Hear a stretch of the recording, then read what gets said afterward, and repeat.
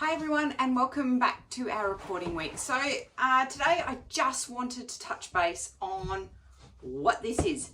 So when you get your summary of your child's report, that should look something like this, and this is how the maths will look. So you've got your number and algebra, your measurement and geometry, and your statistics and probability. They're our three big chunks for mathematics. We say, oh, okay, things either fit in here, here, here. Now, when you have an open circle, that's where they were last reporting period, so 6 months ago. Level 4, grade 4, level 5, grade 5, level 6, grade 6. Now, you'll see a dashed line, and that is what they have progressed over the last 6 months. And a filled in line means that's where we are assessing them today. Now, if they are sitting here in our purple, which will be yellow, but I don't have yellow as texture, so today it's purple. Purple, if they're in there, they are classed as a C, that is at standard. So anything in here, now that can mean anywhere in that space, within that level that we deem them to be, the start, the middle, or towards the end. If they are back here, most likely you have a D that says that they are slightly behind. If they are in this column, in our level 6, they are slightly ahead and they should have a B. You'll rarely see an A or an E unless we have significant amounts of data to back that up. We say, yeah, they're a bit behind or a bit ahead just because it's a bit complicated. So in algebra alone, there are 13 outcomes in level 4. There are 12 outcomes in level 5, and there are 13 outcomes in level 6. So if I was to report that your child is mid level 5, I don't know, does that mean they've done 6 of these 12 outcomes? Have they done 9 of these 12 outcomes? Have they done 11? Have they done 3? I'm not sure because that's not reported on. All I'm doing is putting a dot. And that's all you're seeing as parents. So this is where the problems come in. You go, well, okay, what do they need? I can't get that from my report because it's not mentioned. It may be in your comments, but I really doubt it. Same with measurement and geometry. So they jumped all the way to the end. Did that mean they demonstrated all 8 of those outcomes this year in those last 6 months? Did it mean that for the first semester we didn't really do measurement and geometry, and so therefore there wasn't any chance to demonstrate that?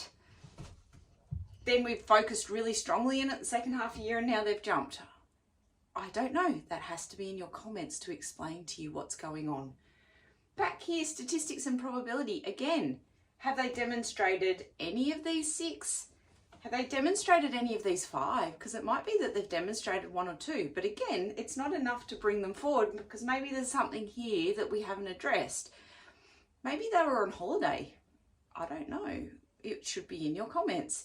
So this child hasn't moved. But did we do statistics and probability this semester? I don't know. That should be in your comments. This is the issue with reporting, and it's all some of you will ever see. I don't get to see my kids' test results. I have no idea.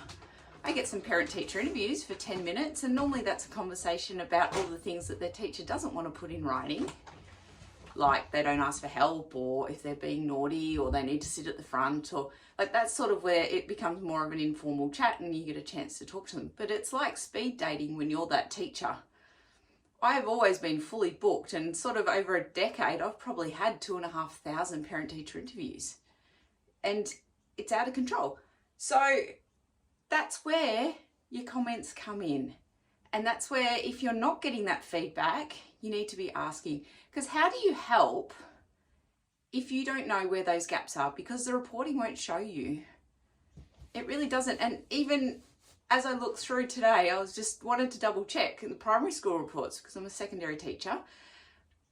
Miss 11's been put ahead 6 months for number and algebra. But when you actually go into it and there's some tick boxes below, she's at level for all of them. So I don't even know how they've based that decision because it's not in her comments. So you really need to start asking what's going on, how do I support my kid, how do I get proper information that's clear and transparent and concise without costing the earth. And hopefully that's where I can come in for you. Find the Gap is about these things that I've noticed in reporting, in how we assess, these issues that I don't think parents actually get a clear idea. And therefore kids don't have a clear idea and a clear path on how to improve where they need to in mathematics. They just see a D and go, oh, I'm not good at maths.